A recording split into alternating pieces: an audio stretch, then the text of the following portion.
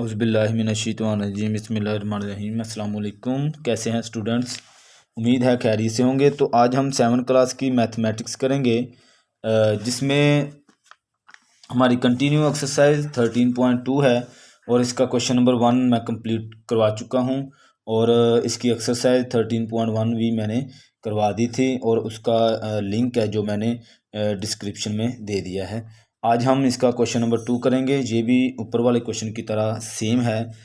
तो यहाँ पे जो है कुछ फ्रूट है वो एक्सपोर्ट कर रहे हैं पाकिस्तान से दूसरी कंट्री में। तो उसने ये फ्रूट के नेम बताए हैं और आगे जो है वेट इन टन, यानी ये जो उसने वेट बताया है ये टन में उसने वेट बताया है। ठीक है जी। तो इसको जो है हमने नीचे ये लिखा भी हुआ है उसने, फिर कहता है इसको ड्रा करें a pie chart from the about data. इस डाटा को वो पाई चार्ट में हमने जो है ड्रा करना है। पाई चार्ट मैंने बताया था, यानी कि जिसको सर्कल में हम सेक्टर बनाकर ड्रा करते हैं उसको पाई चार्ट कहते हैं। तो ये मैंने इस क्वेश्चन को नोट किया हुआ है। तो यहाँ पे फ्रूट्स लिखे हुए हैं, फिर आगे उसके वेट लिखे हुए हैं। ठीक है, जैसे वहाँ पे है। तो आपने जब पेपर में हमारे पास ये क्वेश्चन आएगा तो इस तरह से ये क्वेश्चन आएगा, इस तरह से। ठीक है, तो आपने इसको कैसे करना है, यहाँ पे ऐसे लिखकर यानी कि फ्रूट्स लिख लेने हैं, वेट ऑफ जो है इसका वेट लिख लेना है। इसके बाद जो तीसरा कॉलम आप बनाएंगे वहाँ पे हमने एंगल्स निकालने होते हैं। ठीक है, इसको फार्मूले को यूज़ करते हुए, फार्मूले का नाम एंगल्स ऑफ सेक्टर, यानी कि इन सेक्टर का जो हमने यहाँ पे पाई चार्ट बनाना है उसका जो है सेक्टर बनाने हैं, उसमें उसके एंगल्स निकालने होते हैं। ठीक है, तो यहाँ पे हम सबसे पहले इन सब सारे वेट को हम प्लस करेंगे तो वो होता है 720, यानी 720 आएगा इसका टोटल वेट। जो वेट है इतना आ गया। ठीक है, उसके बाद जो फार्मूला है एप्पल्स है, एप्पल है 120 टन है, इसको हम टोटल के साथ डिवाइड कर देंगे और हमें पता है जो सर्कल के सम ऑफ सर्कल होता है, यानी कि जो एंगल होता है सर्कल का वो 360 होता है। ठीक है, ये फार्मूला आपने जहन में रखना है। ठीक है, हम ये जो एप्पल का टन है इसको और जो टोटल हमारे पास वेट आया है उसको दोनों को डिवाइड किया और मल्टीप्लाई करेंगे 360 से, तो यहाँ पे हमारे पास एंगल आ जाएगा। ठीक है, हम क्या करते हैं ये ज़ीरो से कट कर देते हैं। 36 है, 36 1 और 36 2 टाइम होता है 72 और ये 2 है जो इस 12 के साथ यहाँ पे 60 आ गया। ये हमारे पास, आप वैसे अगर कटिंग नहीं कर सकते तो आप क्या करें, इसको कैलकुलेट कर लें। कैलकुलेट कैसे करेंगे, 120 को आप 720 के साथ डिवाइड करें, जो आंसर यहाँ से आए इसको आप 360 के साथ मल्टीप्लाई करें तो आपके पास 60 आ जाएगा। ठीक है जी। इसी तरह आप दूसरे को भी जो है कटिंग करके ये 0 इससे कट कर दें, ये इसके साथ 2 टाइम और ये 12 टाइम। ठीक है, 120 यहाँ पे आ जाएगा, 120 का एंगल आ जाएगा हमारे पास। ठीक है, इसी तरह यहाँ पे भी जो कट होता है कट कर दें, ये 1 और ये 2 टाइम, और इसको अगर मैं 10 के साथ काटता हूँ तो ये हमारे पास जो है 50 आ जाएगा, 5 और 0 बच जाएगा, तो यहाँ पे 50 का एंगल आ गया। ठीक है, आप ऐसे कैलकुलेट भी कर सकते हैं। ये इसके साथ जो है कट हो गया। 36 2 टाइम हमारे पास 72 होता है और ये जो 2 हमारे पास आया है 2 को मैंने कट किया इससे 20 के साथ, तो यहाँ पे 10 आ जाएगा, तो ये 100 हो जाएगा, यहाँ पे 100 का एंगल आ गया हमारे पास। ठीक है जी। इसी तरह इसको भी आप कट कर लें। 36 1 टाइम और ये 2 टाइम होता है 72, तो ये 2 है जो ऊपर वाले 6 के साथ काट देंगे, तो यहाँ पे आ जाएगा 3, तो 30 हो गया। यहाँ पे हमारे पास जो है एंगल आ जाएगा 30। ठीक है जी। तो ये हमने जो है सेक्टर के एंगल निकाल लिए हैं। ठीक है, तो अब हम क्या करेंगे, कंपास की मदद से हम एक जो है सर्कल लगाएंगे और उस सर्कल का जो रेडियस है हम अपनी मर्ज़ी से जितना मर्ज़ी जो है वो लगा लेंगे, चाहे 3 का रेडियस रख लें या 4 का रख लें, जो आपको इजी लगता है उतना हम एंगल रख लेंगे, सॉरी रेडियस इसका दायरे का। तो ये मैं देखें यहाँ पे एक दायरा लगा रहा हूँ, ठीक है जी। ये मैंने जो है सर्कल लगा लिया। इसके बाद आपने जो है स्केल की मदद से यहाँ पे ये इसका जो है सेंटर पॉइंट है, इसको आप ओ का नाम दे लें, ओ, ठीक है। यहाँ से हमने एक रेडियस लगा लेना है, ये मैंने रेडियस लगा दिया, ठीक है। इसको ओ पी का नाम दे लें आप, यानी ओ पी। आप चाहें तो जरा जो मैंने क्वेश्चन नंबर 1 किया है आप वही नेम रख सकते हैं, यानी ओ ए, लेकिन यहाँ पे मैंने थोड़ा नाम चेंज कर दिया है, इससे रेडियस का आप नेम रख लें ओ पी, ठीक है। अब ये हमारे पास जो है समझ लें बेस लाइन है, ठीक है। अब हम प्रोट्रैक्टर लेंगे, उसकी मदद से जो एंगल्स हैं जो हमने निकाले हैं यहाँ से, जो एप्पल्स का एंगल आया है हमारे पास ये 60 का है, तो मैं यहाँ पे डी को रखूँगा, ये मैंने डी को सेट किया प्रोट्रैक्टर को, तो यहाँ पे हम 60 का एंगल, तो ये 0 10 20 30 40 50 और ये 60, तो ये जो है मैंने 60 का एंगल लगा लिया। इसको अब हम जो है वो ज्वाइन कर देंगे, ठीक है। बहुत ही इजी तरीके से, कोई हाँ ये है कि आपने जो एंगल्स लगाने हैं देखने हैं वो बहुत ही एहतियात से आपने एंगल लगाने हैं। ये हमारे पास 60 का एंगल है, ठीक है। और ये 60 का एंगल जो आया है ये किसके हैं, एप्पल, तो यहाँ पे हम एप्पल्स भी लिख लेंगे, ठीक है जी। इसी तरह अब हमारे पास ये ए पी था, आगे क्यू रख लेते, इसको हम दे देते हैं नेम क्यू का। अब नेक्स्ट हम क्या करते हैं, जो इनिशियल लाइन हमारे पास अब होगी वो होगी ये ओ क्यू की, ठीक है। ओ क्यू को हमने ऐसे यहाँ पे रखनी है डी, यानी प्रोट्रैक्टर को, तो हमने दूसरा एंगल हमारे पास है 120 का, ठीक है। तो 0 10 20 30 40 60 90, यहाँ तक ये 90 हो गया। 90 के आगे 100, ये पीछे को अपने नहीं आना है, यहाँ पे देखिए 100, फिर यहाँ पे 110 और ये 120, यहाँ पे हमारे पास जो है 120 का एंगल आ जाएगा, ठीक है। तो इसको हम जो है इससे मिला देंगे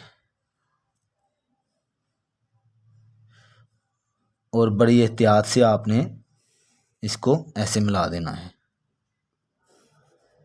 तो ये जो एंगल आया है हमारे पास ये 120 का है और ये मैंगोज होगा, मैंगोज इस यहाँ पे,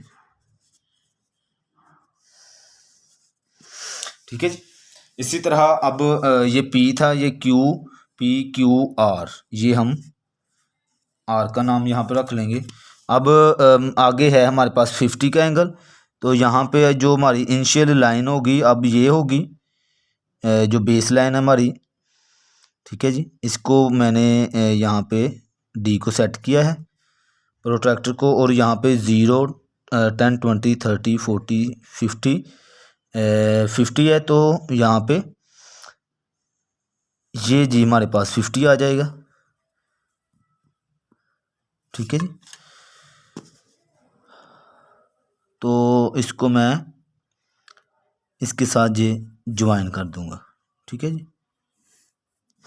और ये जो है 50 का एंगल है। इसी तरह अब जो दूसरा है पी क्यू आर एस, ये मैं एस का नेम दे लूँगा इसको।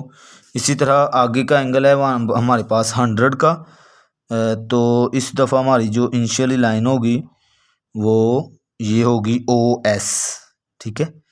ओ एस को मरकज़ लाइन रखेंगे, बेस लाइन हमारी ये हो गई। अब यहाँ से हमने कौन सा 100 का यहाँ तक हो गया 90, 90 के आगे ये 100, ये यहाँ पे, ठीक है जी। इसको हम इससे ज्वाइन कर देंगे,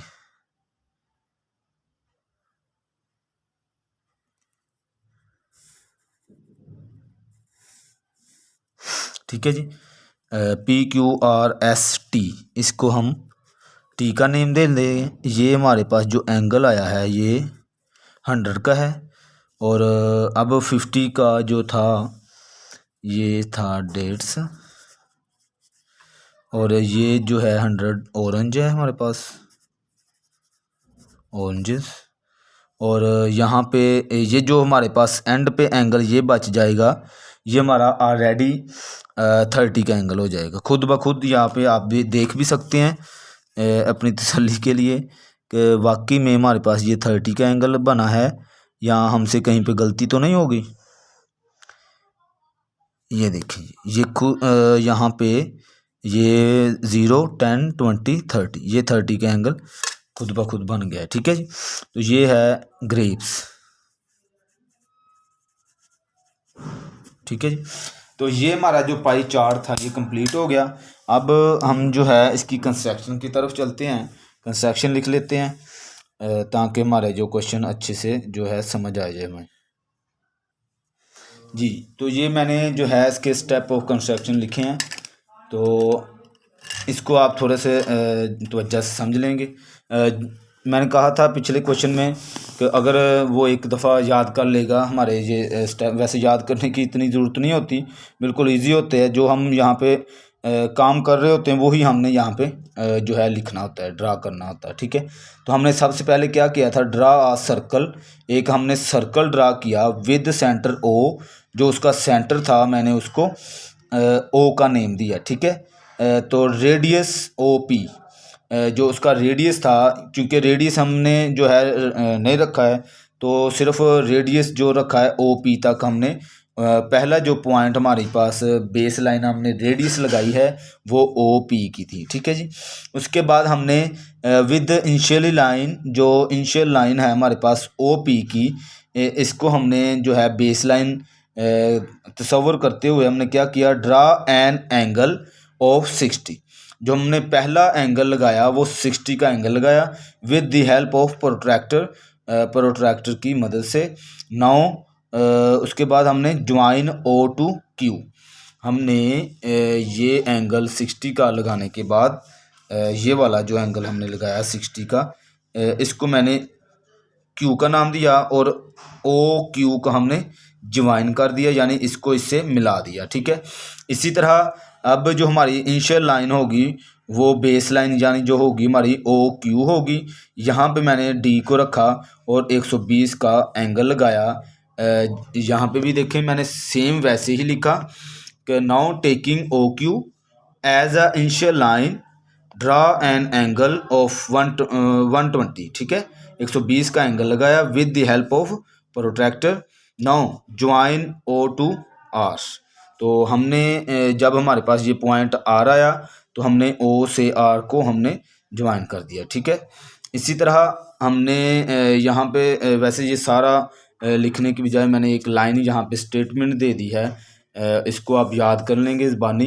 क्या करेंगे, वैसे तो सारा ही ज़बानी याद करना है। तो यहाँ पे आप लिखेंगे similarly draw other angles by following the above procedure, यानी कि सेम इसी तरह जो है दूसरे एंगल हमने यानी 50 का, 100 का, 30 का एंगल जो हमने लगाया है, सेम ऊपर वाले प्रोसीजर को, ये जो स्टेटमेंट हमने लिखी है 4 की वो होगी, 5 की वो होगी, 6 की वो होगी, हमने ये सारा कुछ लिखने की बजाय ये एक स्टेटमेंट दे दी। उसके बाद हमने बताया कि मेंशन दी फ्रूट नेम, उसमें जो फ्रूट के नेम थे जिस जिस जगह पे आते थे वो हमने मेंशन कर दिए। ईच सेक्टर, हर एक सेक्टर में।